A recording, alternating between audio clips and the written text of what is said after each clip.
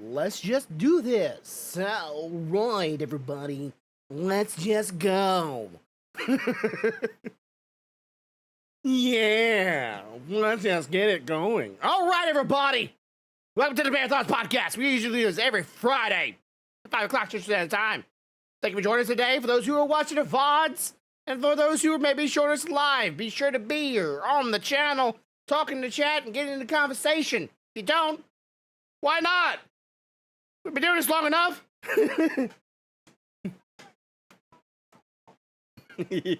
All right, but yes, yesterday we had our what? Oh, God, I'm not keeping up with the sessions here. The 6th session, 7th session, is it? Oh yeah, you are muted.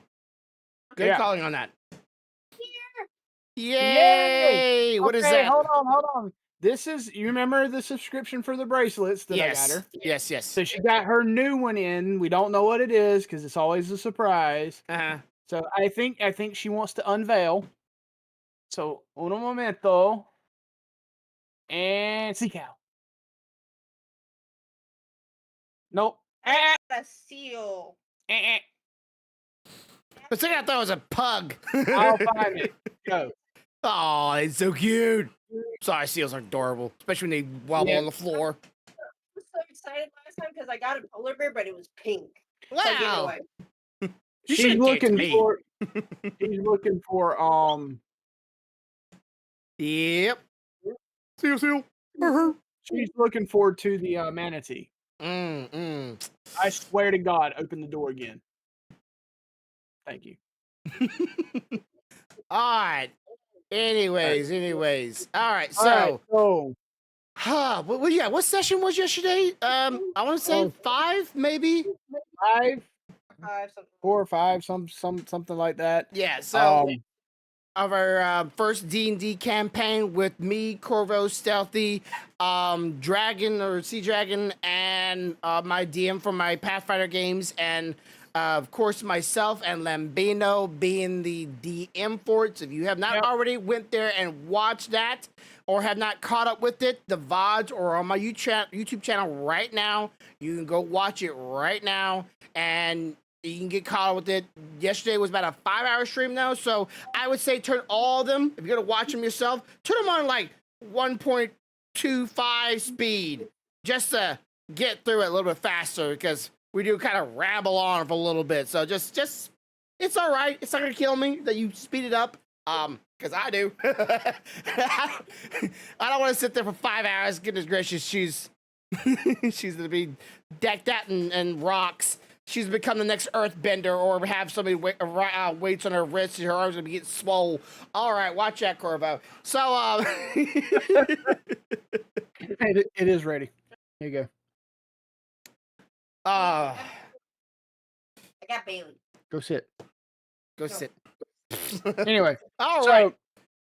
do you want to start with some basic topics, or you want me to talk about what I found? Let's talk about, since we're already kind of talking about the D&D, let's start talking about the new book that it's not released just yet for D&D. For those who are just now getting into D&D and you've been thinking about buying the book, hold off on it, or go ahead and pre-order the new book that's coming out on D&D Beyond, not sponsored. So you can go ahead and get yourself ready for the new rules and new changes to classes and characters. They're kind of revamping a lot of things.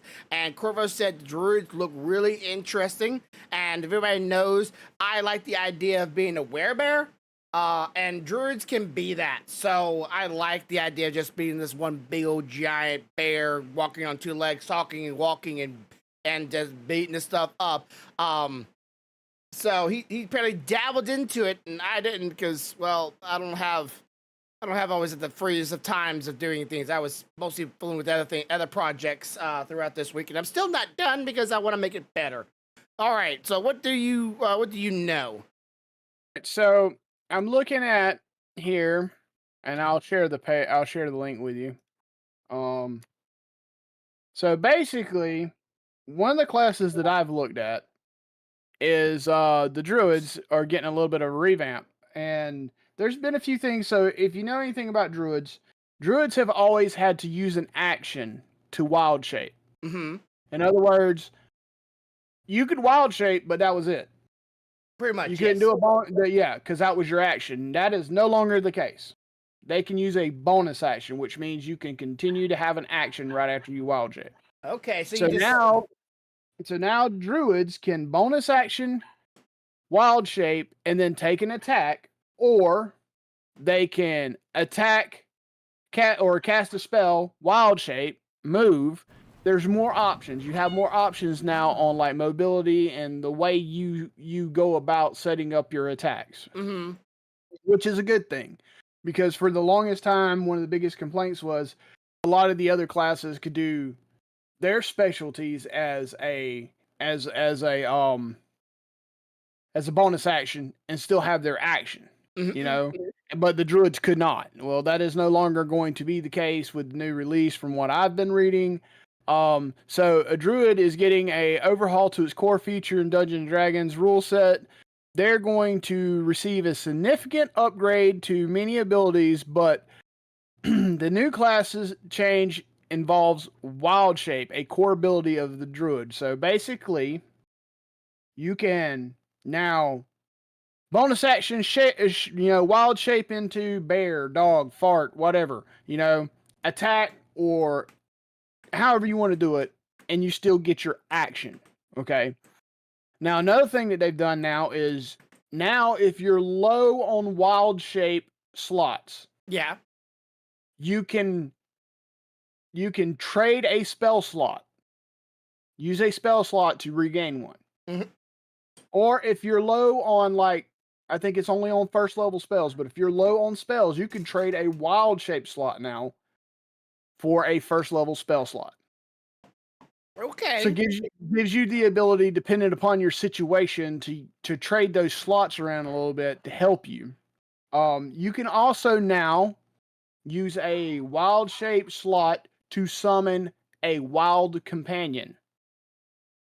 So now you can have a beast companion if you so choose to spend that slot that way. Yeah. Used to be you only got 2 wild shape slots. That is no longer going to be the case either. You will have 2 until you reach level 6. At level 6, you will get a third one. And I believe it is level 17, if I'm not mistaken, that you will get a 4th one. So now you have the ability to wild shape at level 17 4 different times. Okay. That's kind of sick. You will have the ability to regain those slots on rest, of course. One of the things is that a druid, here's another kicker. So used to be when a druid shapeshifted into an animal, your stats instantly reflected the animal stats. Yes. So that means if the animal had a lower AC than you, like a bear compared to your armor, your AC actually went down. That is no longer the case. They are ruling it now, saying that just because you shapeshift does not mean that you lose your armor class or strength. So you will continue to have your stats in that beast form. So, but what if you transform into something that has a higher AC than you? Do you progress upwards that? I don't know how well that works. Because most of the beasts naturally have a lower AC than someone wearing armor. Yeah. So the biggest issue has always been I can shapeshift into a bear and I can do damage, but my AC goes down. That is no longer the case because they are ruling it you are still you, just in a bear form. You keep your stats. Okay. Well, Druids retain their current HP total and also gain a pool of temporary hit points equal to the druid level. So not only do you shapeshift and keep your points, but whatever your level is when you shapeshift, you get that in temporary hit points. I could see that definitely being a useful thing. Okay, what about subclasses like that? Like, there's a lot of layers with the characters in D&D. Like nowadays, it's not just about like multi-classing. there's a lot of subclasses where are like, hey, you could take the traditional path of a druid, but now there's these subclasses are pretty much like, hey, we're trying to get you no longer to do subclasses because, or not subclasses, dual classes, because the subclasses might have what you want in a dual class. And I like that. I'm going to read this little piece to you, and it says, this is one of the final things that's getting upgraded. It says, finally, druids are now somewhat limited to the number of known forms they transform into when they use wild shape. Initially, druids have 4 known forms they can transform into. Yeah. With 2 additional forms gained at level 4 for a total of 6, and 2 more for a total 8, as it goes on. Other restrictions such as CRs can fly, such as CRs and fly speed restrictions are still in place. So although they can now transform into creatures that swim with a swim speed, so basically what they're saying is that, yeah, you used to be limited on how many forms you could learn. Yeah. Now we're going to give you a little bit more because, I mean, if you're going to wild shape, why couldn't you wild shape into something you've seen, right? Yes. So they're opening that up a little bit. So a lot of the complaints that people have had over the years playing druids, limited amount of times to be able to use it without a way to really bounce it back and forth in certain circumstances, losing their AC because they decide to shift into an animal because the 4 forms they know all have ACs lower than them, Yeah, and lose your turn as well. There's no longer lose your turn because you're having to use an action. A lot of those things are being addressed in this new release. Honestly, it makes me kind of want to make a druid once it comes out just to see how it plays. Yeah. Because I see a lot of positives to this. Oh yeah. And I'm excited for it. I haven't looked into the other characters yet as to what their changes are going to be or if there are any. But I do know warriors are getting some changes. I've already been told that by some people that have looked at the warriors. So yeah. I'm a little more excited now than I was originally for this. Yeah, I was looking up some things for like making a really good tank. I mean, I'm talking like a tanky, full-on armor bad boy, hard to beat down. And it seems like in 5e especially, like only real class you really can play, hush it up, ma'am, is like if you really want to be like a real hardy thing. Even though I'm a barbarian, the barbarians are pretty sturdy. The best tank right now that everybody always says go for is a paladin. And yes. I am a mind of we are as a species of humans, we like to optimize, right? We like to make sure we make it the best we possibly can. We don't want to be second best. We don't want to be last. We want it to be the best as we possibly can. So we'll optimize it. We'll finagle with it. We'll do whatever we can to make sure this thing is like at the end of the game, especially you are unstoppable beasts. And the only way you get an unstoppable beast is to play a paladin. I don't think that's quite like fun. I think everybody that has that kind of innate ability to be a tank should have that same opportunity. And I know it's hard to balance things in games, but once you see something not being balanced very well in equal play and equal fun, I'm a mind of buff them. Don't nerf people because people have fun with something. Like that's already cool. That's already awesome. Don't touch it. If you do touch it, make it even cooler. That's okay. But if like and that's my thing. I feel like this is going to make a druid buff more relevant. Mm-hmm. They're going to be instead of okay, I can do decent damage in human form. But if I go to wild shape, I'm going to do more damage. But oh shit, now I can't really be at the front because my AC goes down. I just turn into squishy. I feel like they're now going to be more of a force to help hold the line. Yes. And I think that's what they were supposed to be to begin with. I mean, they shift into beasts, And it's like playing a ranger. when you play a ranger, there are certain things that you can do to make that ranger fucking. You don't want to be in 120 feet of that ranger Yeah. Okay. because you know. But at the same time, there's other casters and or long range people that don't have that ability. Yeah. So I feel like I get this is this class and this is how in reality they are. Mm-hmm. But if you give something like Hunter's Mark to a ranger, right? Yeah. Which gives you the advantage to roll extra damage on your marked creature. Mm-hmm.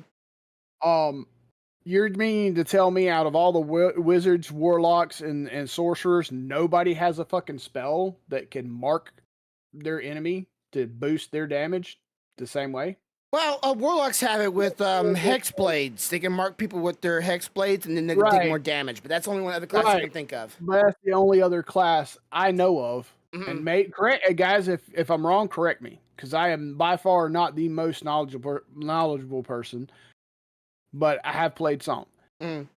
And I always thought that was a little off, you know? Mhm. Just like I always thought that if you have a warrior, he's swinging a sword, right? Let's say Mhm. he's swinging a sword.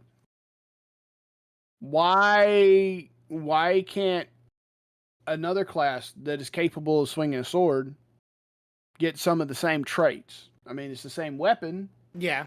you know, same skill set. I get it. I do get having to separate the classes because if you don't, then everybody's basically playing the same person. Okay. Yes.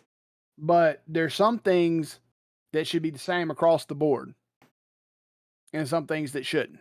Mm-hmm. And I from what I'm reading so far, I feel like they're making steps towards getting that right.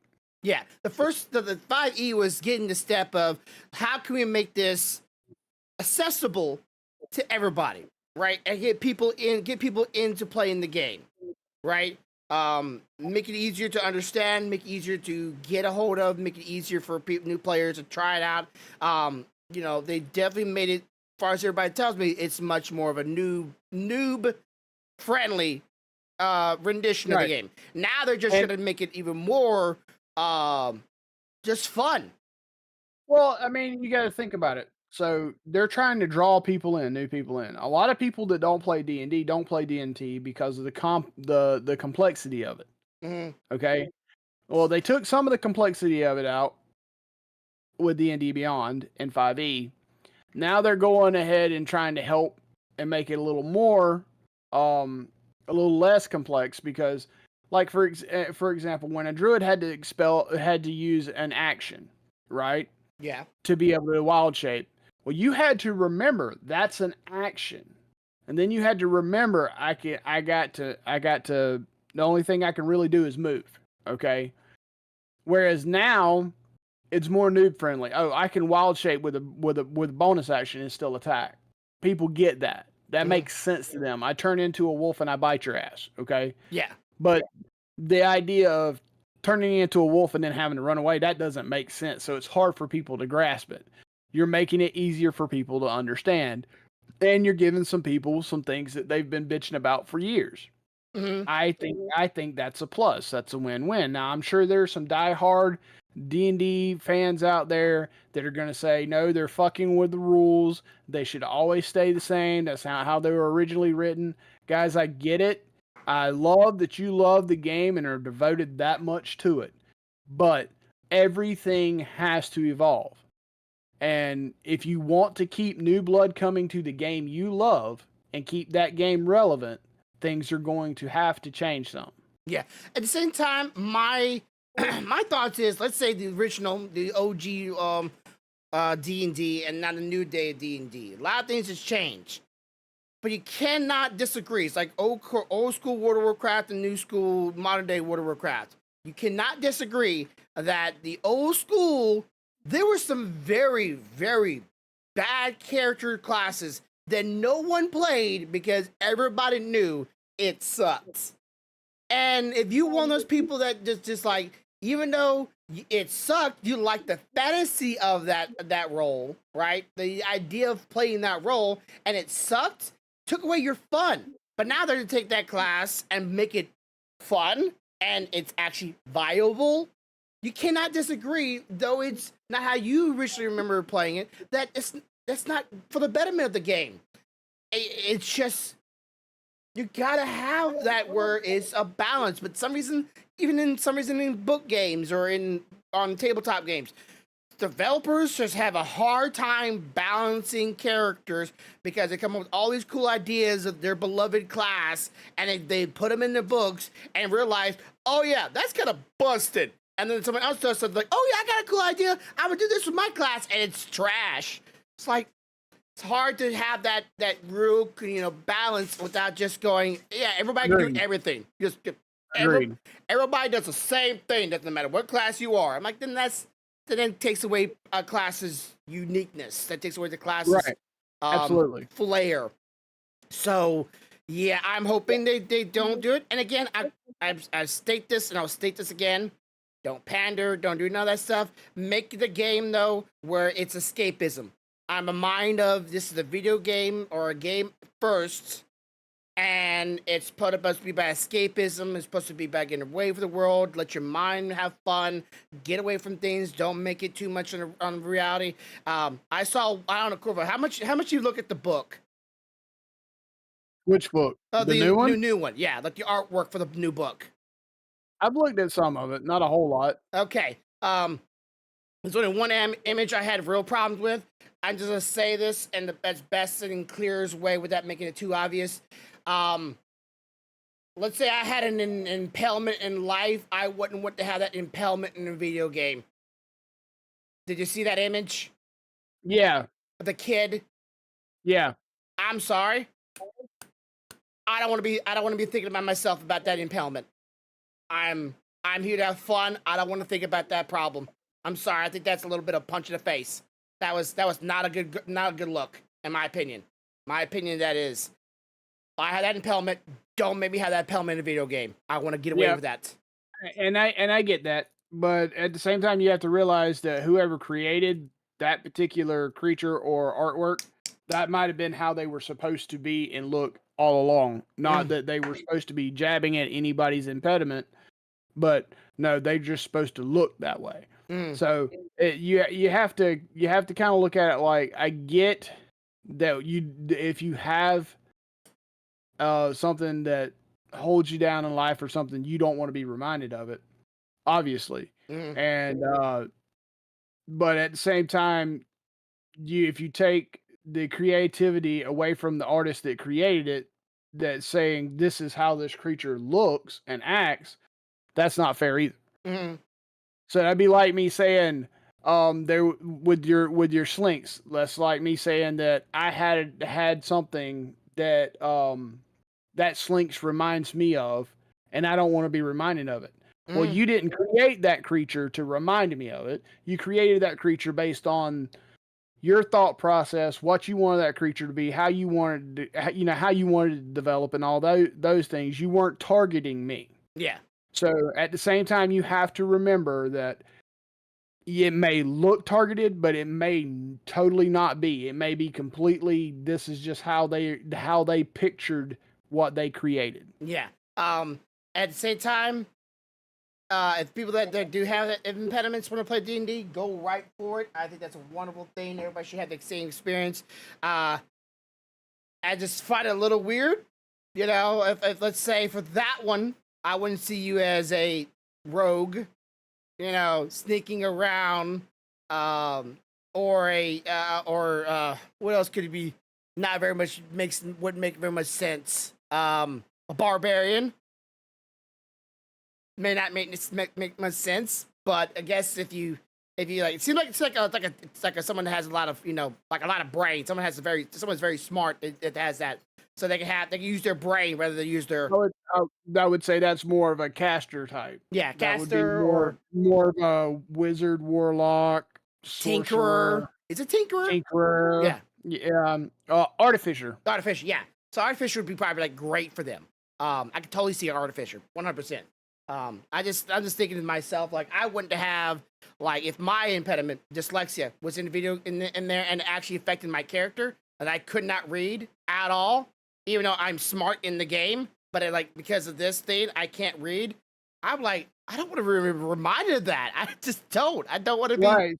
So at that point, is it really on the artist and the story, or is it on you for choosing a character that reminds you of yourself? Hmm. You know, the like I said, I get totally what you're saying. I would never pick a character that I see as having the same issues that I have, like Hmm. you said, because I don't want to be reminded of me. Hmm. But that's just the way I think. Yeah. If I had messed up and picked someone like me, I'd be pissed off with myself, not the person that created it, because my dumb ass picked that fucker. Yeah. Um, I've always said, especially for D&D and of course any kind of role play, back when you were younger, it's definitely a place where you can go and not be yourself. That's why I like fantasy so much. That's why I love fantasy, because it just remind me of the terrors of this world. Of course, you're the mind of, I like horror. It's like, yeah, but your horror is still like, it's not real horror like real life, because if it was real life, it would be a lot more dark. Oh no, I've got some dark shit. We hadn't got destroyed yet. You just wait. All right. The real side of me will come out. Okay. So I'm sure some people are probably getting tired of us talking about D&D all the time. Sorry, it's kind of like a new passion. You know, we're still 3D printing. I got 3D prints over here. I got 3D prints in the box back there. I got paint, which I got my paint booth back out again. I want to start painting some more. Hobbies are very fun, and of course you get swept up in it. And speaking of Yes, being you do. getting swept up in things, you got a sample piece, something I've been swept up in the past 2 days now, because I saw someone do it, and of course I'm gonna tell you how to learn about this. So there's this drummer guy on Twitch. He people send him music, and they're like, okay, this song has no drummer set. Try to see if you can play a drummer set of this song, or try to keep up with the drummer set if it's crazy, right? And they'll send requests and said, hey, play this song, and do a drum set for it. And he would go, okay. So this past week, people have been sending him songs that they had made, and they were some country songs, and they were funny, and these scenes were, because what I showed you is not fully AI, right? The voice is AI. I started with that. The voice is AI. The voice is AI, and I would say they have to get the music samples from somewhere. Yeah, music samples somewhere. They have the artists for each of the music samples. If you look up in the corner, you can see the artist's name or whatever, which they pretty give free rights to. So I've been tinkering with this program. It's called Sui or Soup. I'm trying to remember the name of it. Anybody's interested in looking it up. I'm not endorsing it any means. If for those who don't like it at all, you don't have to try it out. But I think it's called Sui, Suno. And I made a song while I was doing it, and I've been, of course, Corvo, you may not know this. I've been actually trying to get, like, if anybody's everybody in my community, I've always said, hey, if anybody has artistic talent and wants to take anything I say and do like a rendition of things I say, and then like twerk it and make it into a song, like Tim the Tatman had this happen to a couple times. There's some other streamers that I won't name anymore because they're in allegations right now, so I don't want to bring their channel up to my thing unless we want to talk about that. Do you know about the doctor? Yes. Okay. No, that's not. Yeah. That's not. It's like, do you know about this? So they had songs with things they said and they put in the song. I'm like, I want that really badly. And I saw about this, I'm like, well, maybe I could do it. And I went on there and I'm like, well, I could take a bunch of things I would say, but it wouldn't be sound clips of me. And I want sound clips of me. I want people to hear my voice when I'm saying it. Then put into musical tone. I'm like, okay, well, let's just make a song about me. And I think I almost nailed it on the head. maybe not the first try, maybe the second try. Trust me, I had a lot of different renditions of the song. My dyslexia came into play a lot, and even in that song you heard, there's a couple parts that my dyslexia went. Definitely puts me in the song, and you seem to really enjoy it, and I had even had Stealthy bobbing her head to the song, and I have it now as my intro song for my streams, and you're going to dip into it. So, what is your thoughts on this kind of technology, if you would call it that? I have mixed feelings. I'll put it like that. Mm-hmm. Okay. So I like the fact that you can come up with original lyrics of your own. Yes. The only issues I have is I know that they're going somewhere and finding these music clips. And I get that the artists have said it's free and it's up there. And that's fine. But the problem I have is the fact that it's still not original music, if you understand what I'm saying. Mm-hmm. Do you get what I'm saying? Yeah. And then by using the other people's clips, yes, your lyrics sounds good with their music composition. That's fine. But what happens if, and this is my point, what happens if you take the music that this guy has written and it's never done nothing, but you put your lyrics with it and suddenly it blows up? Okay, well, that's great. That's good on you. It's good lyrics. But he put his asshole elbow grease into the music, and because he's listed it as royalty free, Mm-hmm. and this program could go out and grab it and do what it needs to with it, I have mixed feelings about how it's kind of AI. It's like your music is AI, and the vocals Definitely AI.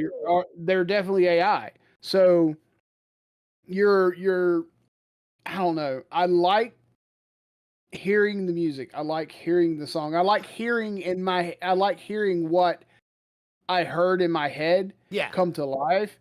I'm not sure I like the process that's going on to get the music and the vocals. If that makes sense to you. Yeah. I don't know if you've used it yet, but every time I start the process, even if the same lyrics are the same and the style of music is the same in the listing, it will give me like a new style of the song and a new voice almost every single time, which is kind of annoying because I really like the rock one I sent you. If I could, I would have used that one over and over and over again and word it better or change a little moments here and there because I want to finagle with that version of the song, but I can't. It's like once you do that one, you have to go to the next song and the next one, and the next one. I'm like, I don't like that. What I would love is if it wasn't AI driven, and by that I mean I write the lyrics, right? I record my vocals. Oh, that would be cool. That would be cool. And then music wise, I feel like either because I do have some musical talent, me play some music to it, and the AI portion just be the part that puts it together for me. Yeah. Because still all of that is mine. That was my lyrics, my vocals, me playing, still my material. It just put it together for me. That I'm okay with. I get that some people aren't musically inclined. And in that case, you could still technically do the vocals and the wording as your own. And then if you've got a friend that's musically inclined, that's willing to play it for you, I would like to take, and this is just me, I don't want AI going and getting somebody else's music. I'd rather me or somebody I know personally that willingly volunteers to do it, and the program just be the program that puts it together for me. That would be my preference. So, okay, with the voice thing, and I just thought about this, and you have to describe to me what's the difference, because right now I'm having a hard time with the difference.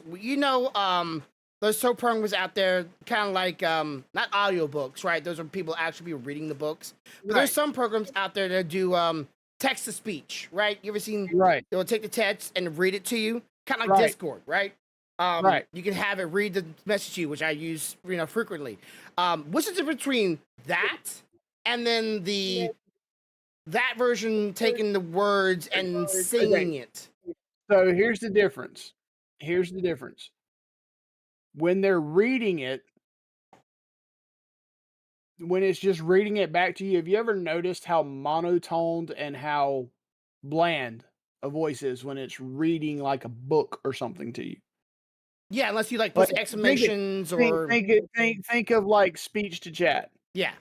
When Petty or GP or somebody says something to us and it speaks to us, it doesn't go, "Oh, hi, my name is Petty." It doesn't try to become the person. Yeah. It just reads the It text. doesn't emphasize any of the words. Right. Whereas now you're taking an AI program, it's singing it. So what it's doing is going out and finding samples of all these different voice registers, singing techniques, cadences, and all that stuff that are obviously out there on the web. Somebody else has sung this cadence or this blah blah blah, and it's putting it all together, and it's creating a voice out of all that other stuff for you. So that's the difference. Whereas most of the speech to chats and stuff aren't actually creating a voice. It's just Petty said, nah, nah, nah. Yeah, okay. You know, as opposed to going and sampling 4 or 5 people where it goes, Petty said, you know, and tries to emulate it. It's the difference is it's not trying to be a person when it reads speech to chat. It's trying to be a person by sampling real people when it's singing. Okay. Some reason my brain, I'm just thinking they're just taking a monotone voice and with a bunch of knobs going up tempo, down tempo, low tempo, high tempo, extended word, non-extended word, like a bunch of just knobs. Think about it. This will make more sense. Think about it from an artistic standpoint because you do drawing. Mm-hmm. And we've had this conversation before, like when you were making your strix. When it generated your strix, it didn't go line curve right, line curve left. It said, okay, 4, 5, 30,000 images, and this one's close to what he was describing here, and 45,000 images. This one's close, and then it merged them. Just slap, slap, to slap, create slap, it. slap, slap, Right. slap, slap, until But you made the image. it took that from other people's stuff Mm-hmm. and made that image. And even Just then, it like wasn't close. Right. Just like it's taking these cadences, voice registers, you know, singing patterns, all that stuff, and it's making this voice from these other people. Mm-hmm. You get what I'm saying? That's the difference. Usually it's one voice though for like each song. Like it's not like you don't hear a male and a female or a different the thing is it's not going to do that. What it's going to find a voice that it likes, it finds pleasing, and then it's going to sample the register, the octaves, the cadences, the patterns and stuff over thousands, if not hundreds of thousands of different people. Mm-hmm. And it's not going to use but that one voice, but it's going to apply all these other things from these other people to that voice. I could definitely see somebody in the music industry going, hey, we like this song. Let's do this AI stuff, see how it will sound, then find an artist that has similar sounding voice to the AI program, and then going, boom, next album song. Yeah, but do we stop there, or does it go to the next step, which is the thing we don't want to hear, is where it says, what do we need the artist for? There's already a girl like that.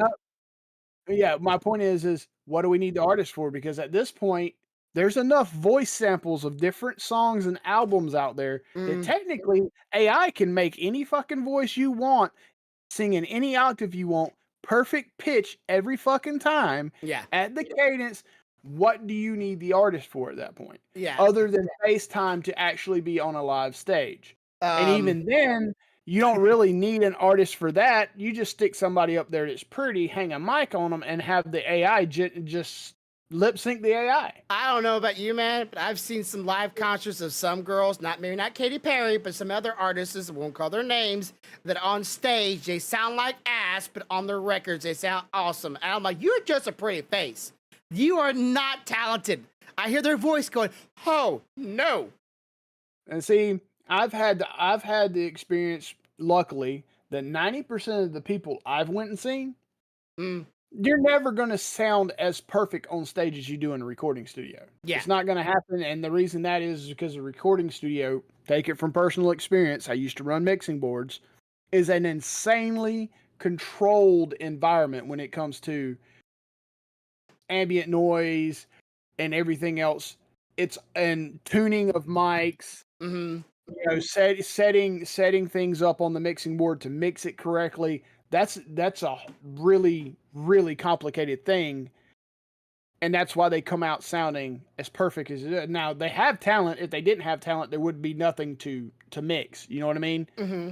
But on a stage, you can't get that. You can mix it because you have a mixing board back there, but there's always going to be wind, ambient noise, crowds, giant open spaces with echoes that you can't control. Too much dancing. Yeah, it's just there's nothing you're never going to sound as 100%, but I will tell you that I have been fortunate enough to go to 90% of the concerts I've been to, and them sound close enough to what the album sounds like that I can say, yeah, okay, they actually sung that. It's just that they're not in as in controlled environment. Mm-hmm. I've only been to, I think, one concert that I walked in and I was like, oh, fuck me. Shit. Yeah. They tweaked the hell out of her ass in the recording studio. Mm-hmm. And guys, I'm sure the guys are the same things. She's not the she's not the talented one. The fucking mix artist is the talented one, you know. But of course, like the same thing, like just two things here. It's like T-Pain. People always thought T-Pain was like all doing this mixture stuff and changing all these things and making his voice sounds good. That guy can actually fucking sing. Like he's a rapper, but he has the voice for singing. But the same. But at the same side of the coin, there's a person in Japan. I don't know. I'm pretty sure you saw it before. It's literally an AI girl with greenish purple, greenish blue hair and two ponytails, and her entire concert are just one big old smoke screen and her image being projected on it, and the entire voice is AI, like auto-tuned girl voice, and like she's really famous in Japan. And it's like they're already working their way toward it. And I was like, she's been around for like, I would just say, since I was in high school. Yeah, that's my point. My point is that I see benefits of AI. The problem I have is that we're going so hard at trying to make it do things that normal people with talent would do, that we're not looking at the things that we can't do and having it do. Yeah. You know what I mean? Yeah, we said this before. You can draw your own creature. I get that AI is beneficial to try to help, but in reality was aiming AI at the ability to generate creatures off of a set, description as important as maybe aiming AI at how to develop the ability to 3D print organs. Yeah. We're working hard at AI, but we're working hard at AI of putting a lot of people out of work versus saving a lot of people's lives or something. So we both agreed that AI's direction is wrong. I don't think AI in and of itself is bad. I think how it's being used is bad. I think it's probably because they're aiming at the low hanging fruits rather than aiming at the big stuff. Like you get easy stuff. I think they're aiming at what makes this the quickest. Of course, a lot of companies out there just slapping AI on everything, like it's a slogan. Like it feels like it's 10 years ago when every single product was having environmental friendly stamped on it, and you go look into it, it's not environmental friendly at all. Well, here's my question. I mean, okay, take this is the movie nut in me. Okay, I'm sorry, and if you wanna call it paranoid, call it paranoid, but how many fucking movies have we seen where AI ends up fucking humanity? Every single. Okay. So are we not learning anything from our own imaginations? No, instead we're making our imaginations come true. Hey, look, in this movie, the robots gain control of their own faculties and try to overthrow humanity. That's terrible for those people in the movie. Let's go make it. Well, and The fuck? their mindset is we're smarter than that because everybody always think they're smarter than that. They won't let that happen because they think they're smarter than that. And of course, at the same time, like, oh, that's just fantasy. It's not real. It won't happen that way. But reality, we have as human beings, we have a very active nature to think of the worst case scenario because we want to prevent that. So let's make sure we think of those worst case scenarios and then just don't allow that to happen, right? Instead, we're doing it though. Yeah. We're yeah. It's like the person that made a cannon the first time, and they made it and went, you know what? I probably shouldn't stand in front of it. They go stand in front of it and going, nothing should happen. You talk about fantasy and you talk about people going, oh, we're smarter than that. That could never happen. I'm sure the fucking Native Americans never thought that a giant fucking piece of wood was going to float across that thing that they thought was a pond and take all their fucking land either. It was fantasy too until it fucking happened. Yeah, like you don't stand in front of the barrel and say, you know, I created, I ain't stupid enough, they won't harm me. If you stand in front of the barrel, you're gonna get the barrel. I mean, I'm sorry, guys. Listen, I work with tech every day. Don't misunderstand me. I'm not a anti-tech. What I am is an anti-dumbass people with tech. Okay. I love my computer. Obviously, I'm on it right now. I'm doing a fucking podcast right now, and it does a lot of stuff for me. But the moment that motherfucker calls me Hal is the day it goes out in the trash can. You know? Hello, Hal. No, fuck. No. Yeah, if I computer turns on and goes Moshi Moshi, I'm like, yeah. If I ever see that shit come across in green letter says follow the white rabbit, this motherfucker's gone. It's trash. And there will be no red or blue pills in my house.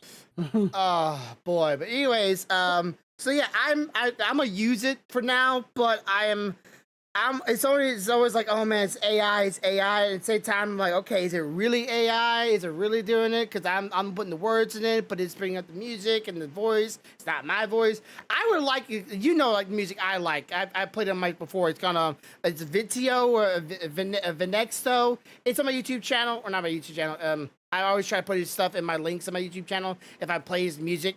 I really like his music, and his music is all royalty free. And he's always like, you can put lyrics if you want to. If you want to sing over it, you can.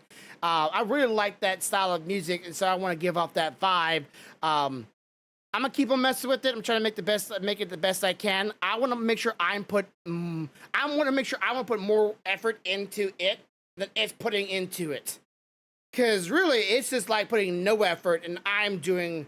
It feels like, oh, we're just gonna take all this other stuff and just throw it there, and I'm doing all the words and trying to figure it out. I don't know. I wish I could tinker with it a little bit more though. Like, just let me. I feel like the idea of the program is great. I just feel like instead of it being able to pick the voice and it being able to pick the music, I feel like you should be able to, if you want to input music here.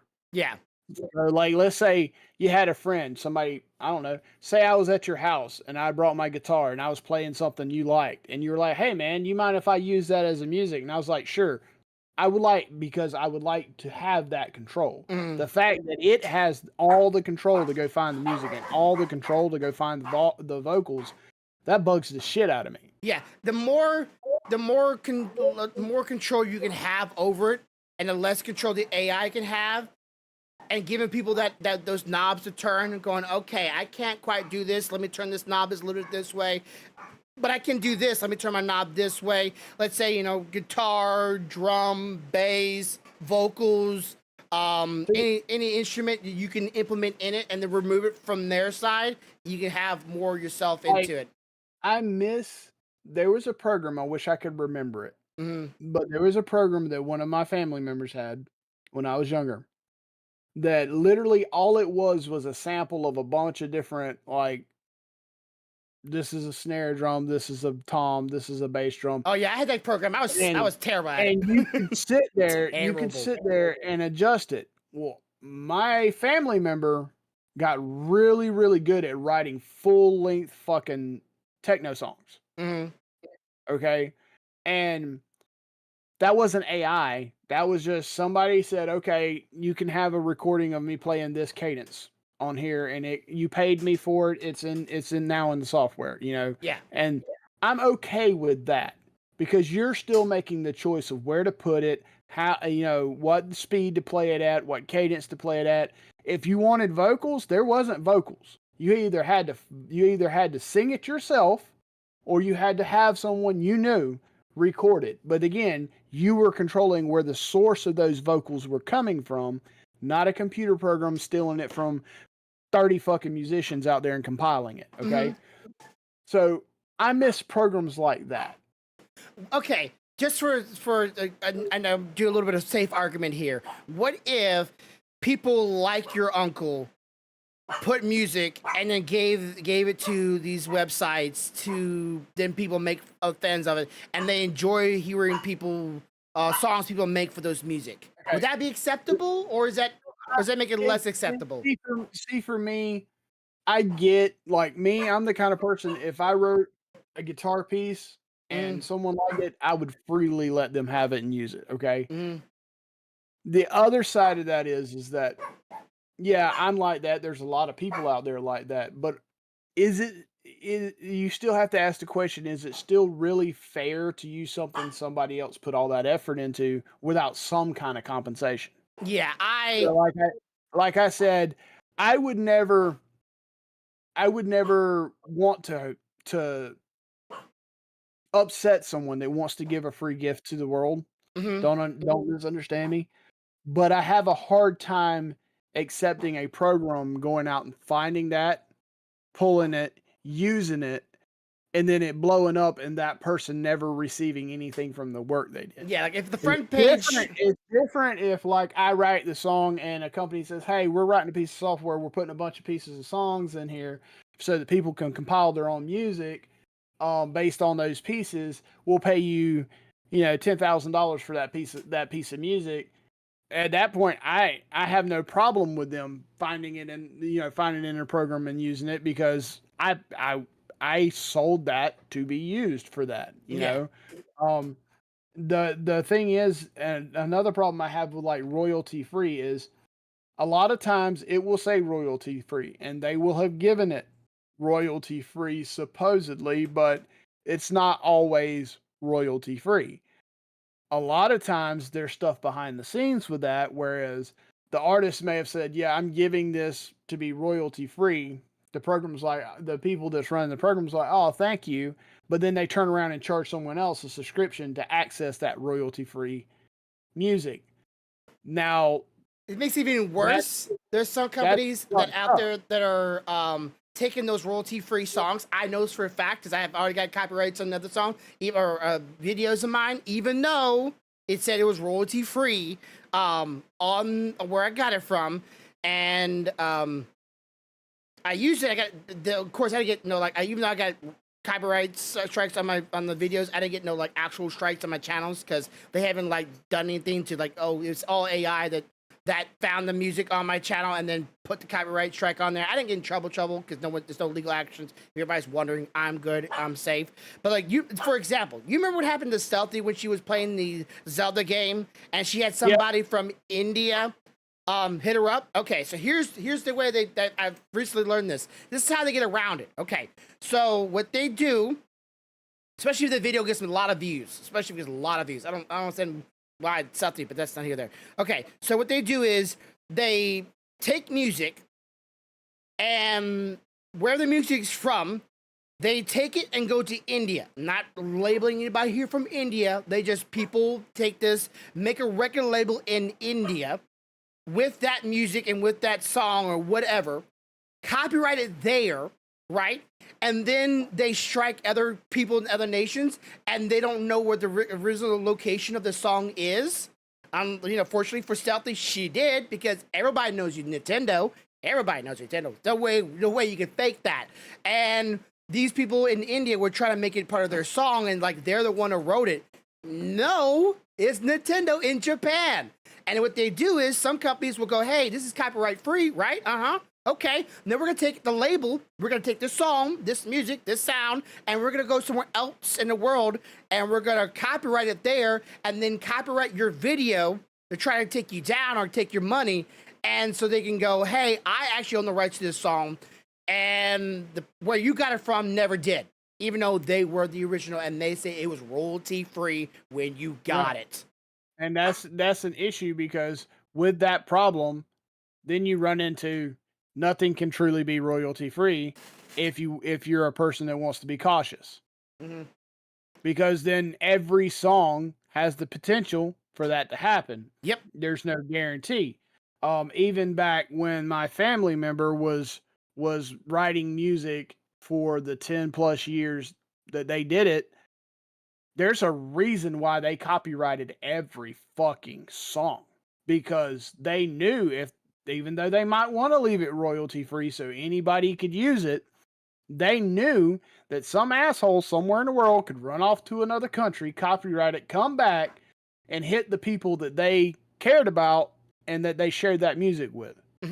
So, in a way, royalty-free music from people is a generous donation to fans and people that do content creation all over the world.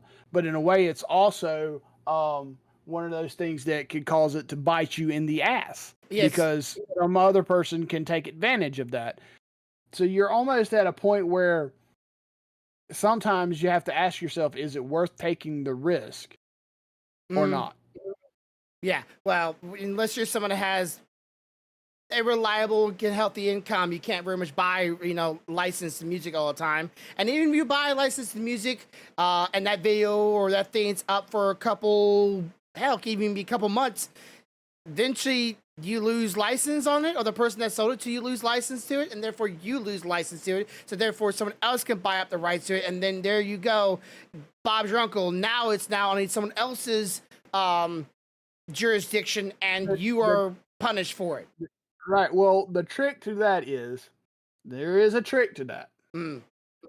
You can get around that if, when you sell the rights or when you buy the rights, you have a contract drawn up saying upon expiration of rights or upon selling said rights, I am not liable for using a song or whatever it is that I previously owned. And if you write that into a contract and they sign that shit, it don't matter what the fuck they do.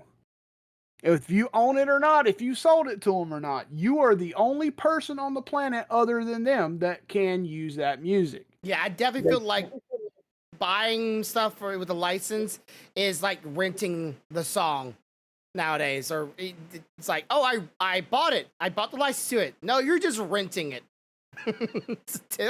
until you lose the license for it. Like, what's the point of that? Why are you renting stuff? Buy it and own it, damn it. If I bought it, I was on a contract, I own it forevermore into perpetuity to death. That's mine. There used to be also a cheap way to copyright something. I don't know if you knew this trick, and I don't think it works anymore, but back in the day, all you had to do to claim ownership of a piece of original music, art, or whatever is literally put it in a mailbox, mail it out, and back to yourself. Upon receiving that piece and taking ownership of it, it now belonged to you. All you had to do at that point was go online and fill out a simple form, and it was done. That's so funny.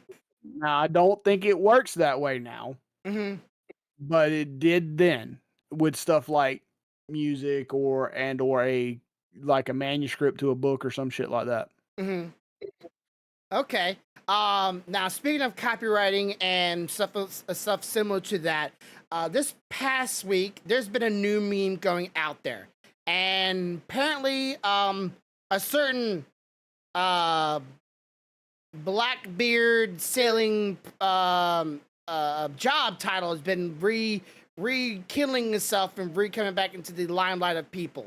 And this all started. Yes, this all started because a person on Twitter, this kind of popular indie game, said, "I love pirating indie games," and the developer of said game responded to it. And his statement was on the line. Sorry if I'm not quoting here directly. Please go look it up yourself if you're curious about this chat. But his line stated, similar to the factor I'm about to say, that he thinks you support indie games if you can, but that if you were, I wish I could get exact words here. I really don't want to misinterpret what he's saying. I'll look at while I'm thinking about this. But if you can't support the video game, support it by word of mouth. And he wouldn't be in this industry if he didn't have easy access to video games, music, and other stuff alike when he was a kid. So he didn't, pretty much essentially, he didn't blame the person that was pirating his video game. If anything, you couldn't buy it, support it by word of mouth, get it around there, and he understood 100% why this guy was pirating video games.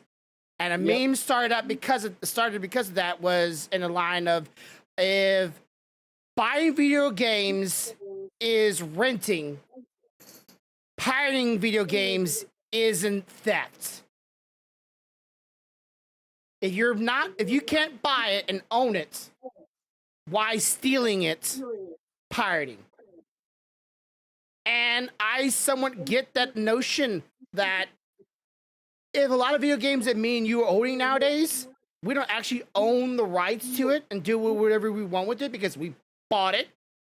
And if the game, let's say like Genshin Impact, right? If we bought Genshin Impact and they ever want to go shut it down, we have like no say so in the beginning. A lot of video games that are disc or a lot of games that are even on PlayStation, Xbox, what have you, are online only.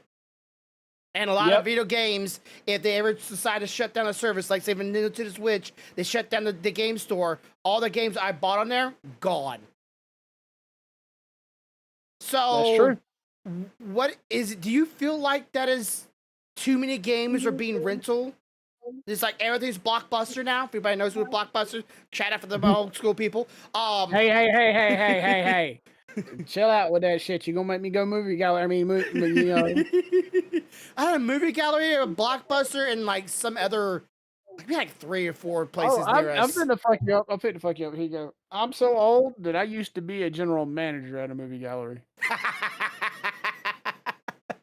Hey, anyways, so yeah. So, what's your thoughts? Like, do you think I'm gonna try to get the guys' statements 1-to-1 here? But what do you think about? My thing is yeah, I'm always concerned when you buy a game and even if you buy a physical copy. Here's another thing that people haven't realized. You do realize that disc isn't actually the game, right? Mm-hmm. That is literally a disc that basically has a key and a few pieces of the artwork and stuff on it, and that key is what allows you to download. Notice when you put a disc in a PlayStation or something now, it still has to download and install. Allows you to download it and install it. So you're in the situation, like you said, they decide, no more, we're not doing this anymore. There's nothing you can do about it. That money you spent that you thought you owned, that thing, you don't. It's now gone. And now you have a worthless disc with a key that doesn't do shit. I think that's just so anti-consumer, right? That being said, there is a reason for that too. Mm-hmm. There are limitations. So you go look at a beautiful game that you like, something like Genshin Impact, right? Yeah. Do you think your hardware sitting at your house has the ability to hold that entire game installed, that entire world, process it and run it at the speed required for you to play it, and allow as many people as it takes to connect to it to connect to it. You don't. No. No home consumer does. So what you end up with is you can't win for lose situation. Okay? Yeah, you want to buy it, you want to own it, but it ain't like the good old days when the entire fucking game fit on a Nintendo cartridge. It doesn't. They're massive now. They take fucking terabytes and terabytes of storage space. Now you take and think about all the games you own and how many terabytes would that be? If you're looking at games like Genshin, World of Warcraft, any game, any of those newer games, like for me, it would be Final Fantasies or any of that. I don't have the space to hold all that. So yeah, I might be renting the game, but it's because I need their hardware to play it. And if they decide to shut their hardware down, yeah, I'm fucked. I can't play it anymore. But at the same time, it's not like if I had owned the physical copy, I'd have had the hardware to continue to play it anyway. So you're in a damned if you do, damned if you don't situation. Because we as consumers have pushed and pushed and pushed for better graphics, better gameplay, better combat simulations, better combat styles, better this, better that, and they've continued to give it to us and continue to give it to us to a point that they don't have a medium that they can put it on, that they can sell us, that it can contain the entirety of the environment and do everything it needs to do.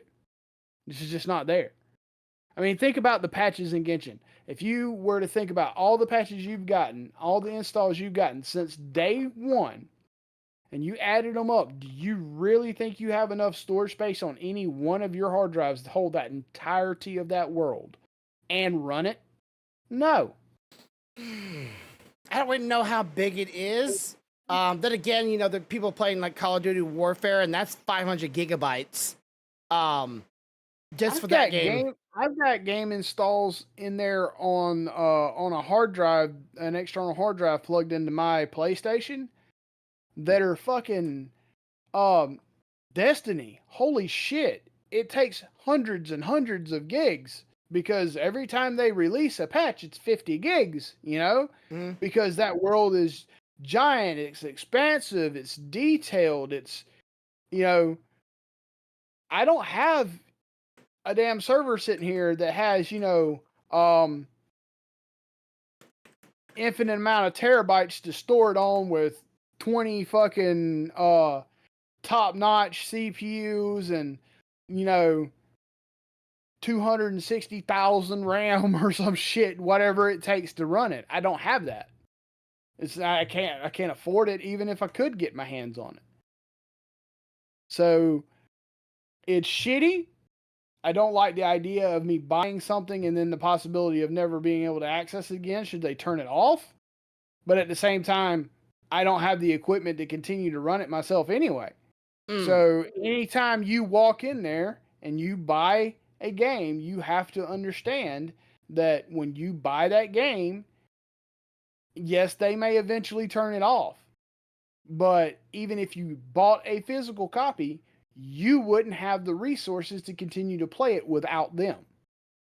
So the fact that they leave it running as long as they do is a benefit. Hold on, I got someone coming in. All right. While you're doing that, I'm trying to see if this video has the full details of the event. Okay. Just give me a second. But yeah, I mean, hold on. Indie games. Recently, a tweet went out garnering 20.5 million views where a user on Twitter had posted an image of themselves downloading we're the discussing how first-person shooter. A lot of video games, okay, you buy them, even if you buy a physical copy, you still have installs and downloads that have to come from the web. And how it sucks that if you buy a game and then, say, 4 or 5 years later, they decide they have to shut servers down because they're going to a new game, you technically now own nothing. But at the same time, that's, well, if it's that type of game, but if it's something expansive, something like Genshin, you don't have the hardware to run that entire world. Correct. You need their hardware. So I mean, technically, you can get the hardware depending on who you are it's and run it, but it's not cheap. it's money. So most people can't afford it. So at that point, it's one of those things. It's one of those things where it's one of those things where damned if you do, damned if you don't. All right. So real quick, Ultra Kill. And the I'm solo gonna see developer who the made past that 2 game packs going of under the these I've gotten, guys, have been all dark side. And a little I have yet to get a light side. Let's see what happens. All right, while you do that, I'm gonna listen to this video and see if I can get the... As creator of said game, you... Okay. As the guy stated, the guy, after he stated he stole things, he stated, as the creator of said game, and the game was, look it up, the guy's name is Public, Hokati is a good idea, is a game developer. As creator of said game, you should support indie games if you can, but culture shouldn't exist only for those who can afford it. Ultra Kill, sorry, that's the game. Ultra Kill wouldn't exist if I hadn't had easy access to movies, music, games growing up. If you don't have the money, you can support via word of mouth. And the one word I want to stick on the most is culture shouldn't exist only for those who can afford it. And that to me hit like so on the head. What y'all's thoughts on it? That depends. There's a lot of nuances. On the overall, he's correct. On the saying that every single one, absolutely not. Yeah. But at the same time, he's like pretty much saying, he's like, hey, you should have access to music even if you're poor. You should have access to entertainment even if you're poor. If you're rich, why do you only have access to it? And it only have the staple of, like, you know, only if you are able to spend, because nowadays video games are more expensive. Only if you have $100 can you have access to those things anymore. It's like, not everybody has $100, especially right now. Not many people have $100 because games get more expensive. Then don't make games that are $100.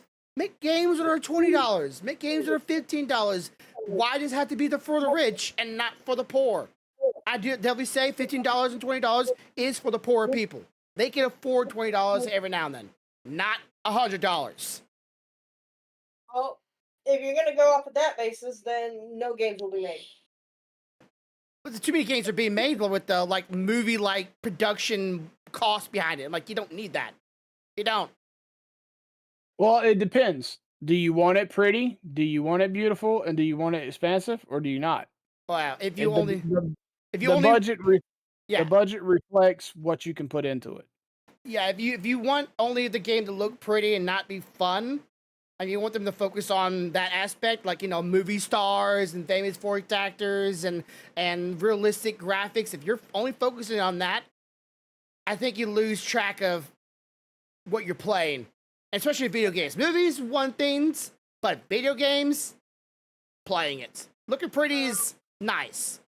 So here's your dilemma. Okay? I get where you're coming from, but what you're skipping over or glancing over, that he's also glancing over, is, I understand. Absolutely right. The poor should have access to it. However, it all comes down to how can you be fair to everybody involved.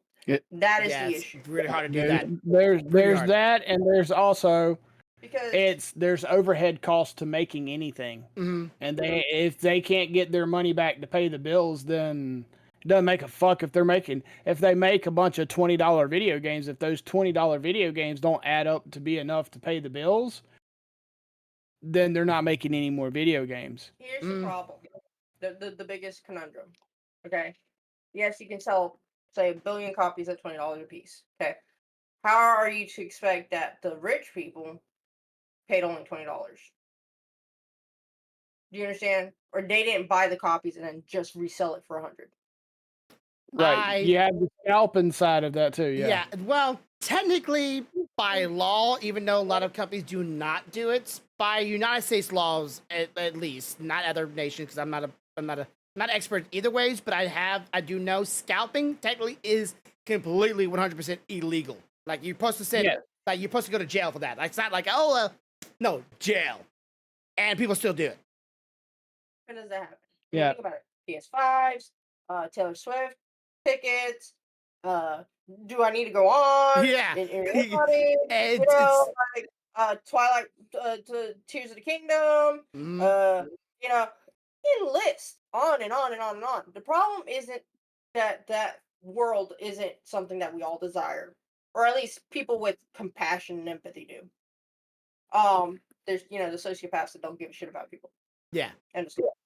But the problem is how to get and make it sound to the rich, because that's the biggest issue. Hey, you should actually pay this much because it's actually worth this, and they're going, yeah, but they pay $20. Mm-hmm. Well, it doesn't matter what you say at that point. They're gonna come back to is that it's $20 for them. What the real root of the problem isn't even any of that. The root of the problem is the fact that no matter what you do, the cost to make anything now is so fucking immense that even the people creating it don't have a choice but to raise their prices. Because if they don't, they can't make it. Yeah. I mean, think about it. A power consumption, silicon, carbon for chips, whatever you want to say. That shit was cheap back in the day. Now it's not. And it may not even be their fault. It may be literally the government saying, you know what? We used to say that this was worth this, but nah, fuck it. Now it's worth this. Now the people making the products like, well, shit. If we're going to continue to do this, we've got to raise our prices to be able to cover the cost of the materials. Yeah. What it comes down to is the cost of doing business is so fucking high now that in some instances, you don't have a choice but to charge a premium for what you make, or else you're not going to make it. Yeah, that's just. I mean, think about it. I want to ask you a question. You know about what it costs for you to run your household, right? Yes. Okay. Now, think about if that household cost was a business cost. And then think about if you had to have 20 more of you to make the product versus the one of you. Now, the one of you is going to cost cheaper to make the product because you got less food, less light, less overhead, less everything. You add 20 more people into that mix, and now everything's went up. It's not that the product's changed, it's not that the materials changed, but the cost of making that product and making it in a timely fashion and in a bulk capacity has went up. And that's not necessarily your fault. It's because the materials are what they are. Yeah. It's what it is. So I don't you don't have the talent. Right. I don't want to sit here and sound like the guy that's always on business side, but because I've been in business, seen businesses and stuff, I can understand not every business has this problem. Some businesses have a shitload of money and they do this shit on purpose because they want more money. But I would say on an average, probably 85% of the businesses out there are charging what they charge just to survive. It ain't got shit to do with trying to gouge you or gouge him or gouge her or anybody else. They're just trying to survive and give you the product you asked for. Yeah. They can't help. They can't help it. I don't feel guilt or bad or guilty for any entertainment or any industry that puts more money into something that I didn't ask for, and then they failed, and then they want to make up their losses by shoving things in my face and wanting me to buy or making me spend more. It's like, if you made something bad and you shoved a lot of money into it and it's bad, I am not making up for your mistake. I'm not going to give you that $100 more. And that's fine. That's understandable. That was a bad product. But on reality, on the normal, they're not bad. They're usually what you're wanting, what you get. They're usually good. So usually on the regular, that's not the case. So on the regular, they're dealing with the stupid shit, like we said, cost of materials and everything. Now, if they make a bad decision, that's fucking on them. Yeah. I like indie developers. I like indie developers because usually it's like either done by one guy or maybe like 5 people. They pop out a good game like Pal World. I still think Pal World is a lot of fun. Hope I'll be able to play it now. And it was cheap, it was fun, and it was just a good old time. And it was made by a handful. And they made billions of dollars off that game, or close to $1 billion. They made so much money. I'm like, that's a victory telling of like how game industry should be. For me, I don't buy a lot of games like that. I look for games like Tears of the Kingdom, Final Fantasy, Castlevania, stuff that has a lot of really, really good graphics, a storyline, an expansive world. I can't get that for the cost of what you paid for Power World. Because it takes a huge fucking team, a lot of fucking budget, and a lot of time to do that, which means all that overhead, all that cost, all that shit's got to be recouped somehow, and they need to make a profit or else they can't make the next game. Okay, so last question. Did you buy the bundle thing from Steam from Tears of the Kingdom? Not yet, no. Yeah, I'm surprised you haven't, because you said that you already brought that up twice. I'm like, I'm probably surprised if you bought that already. They released like the whole bundle up from like original game to a new one and put it on Steam and one big old pack. I'm like, ooh, that seems like a pretty good deal. Like I like that. Yeah, I haven't bought that. I am my next game purchase will have to be a console because there's 2 games coming. Yeah. And you're talking about the Star Wars. Yeah. I can't get it. I can't get either one of them without it. And one of them's a Final Fantasy and one of them's the Star Wars. And I refuse to spend money on any more games until I have that in hand, because I'm going to disappear for probably a month when that Star Wars comes out. Like every time you see me on podcasts, I'll slowly look like I'm a little bit more withered and husked and shit like that. I promise I won't be going dark side. I'll just be sucked into the game. I just say just turn on your stream and just don't even talk and just play and let everybody just watch. My next game is the Secret of Mana game. Whenever I get paid again, I want to buy it and pre-order it. Normally I'm not into pre-order, but I just really like the Secret of Mana game franchise. I really love those games. All right, we went over a little bit this week, but that's okay. So for those of you who do not know, if you're still here, the actual next D&D session is this Sunday, but tomorrow I am playing Pathfinder with Sea Dragon, aka Justin. Right. So Pathfinder's tomorrow, so we're gonna continue on that story. That is also my YouTube channel. Sorry we didn't get the first couple episodes because we actually did in the house, so you can get a kind of idea where we are. Go watch that. Do not know how long we go for tomorrow. Far as I know, no stream afterwards today, so just relax, have a good time. Go watch the other D&D sessions if you want more of us and more of hilarity. If you want a little more things burning, if you want a little more comical sense, go watch Stealthy and Corvo and us gameplay. If you want a little more serious, a little more by the books, you can go watch the other campaign we did yesterday. Really, really interesting by the book gameplay there. If you want to be really technical, go watch that. But as always, have a good day, have a good night, have a good life. Much love, y'all. Bye. I'm gonna play the outro so y'all can hear the other version of the song. There we go. And boom. The grumpiest of better loves to play, to make people laugh in every way. His jokes are sometimes crude and sometimes ass. With his wife for 15 years, that is always having his back. Even when his dogs and cat are being a pain in the ass, he hopes this will always last. Even bring the fun to the masses, rolling the 20 and beating every dungeon classes. With his goofy faces and voice all over the places, he hopes to never give up on his dreams, to bring joy and even the facts with his laughs. Podcast every week and stream with friends, to bring that energy like big booty claps. He never never get angry, but sure can get scared.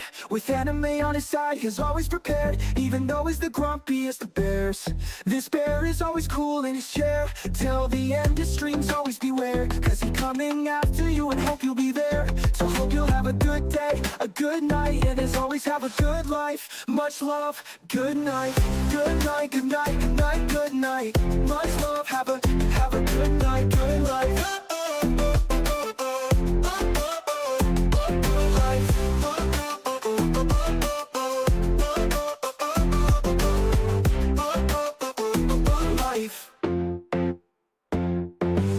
The grumpiest of bear that loves to play, to make people laugh in every way.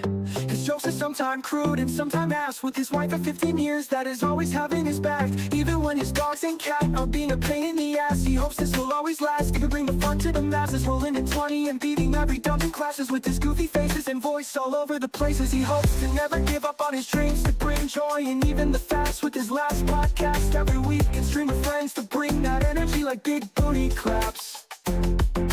Never get angry, but sure can get scared. With anime on his side, he's always prepared. Even though he's the grumpiest of bears, this bear is always cool in his chair. Till the end, his streams always beware, cause he's coming after you and hope you'll be there. So hope you'll have a good day, a good night, and as always have a good life. Much love, good night, good night, good night, good night, good night. Much love, have a good night, good life.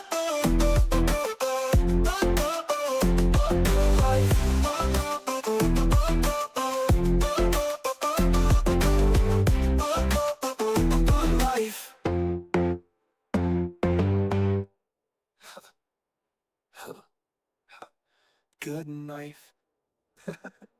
Good night. Good night. Much love. Have a good night, good life.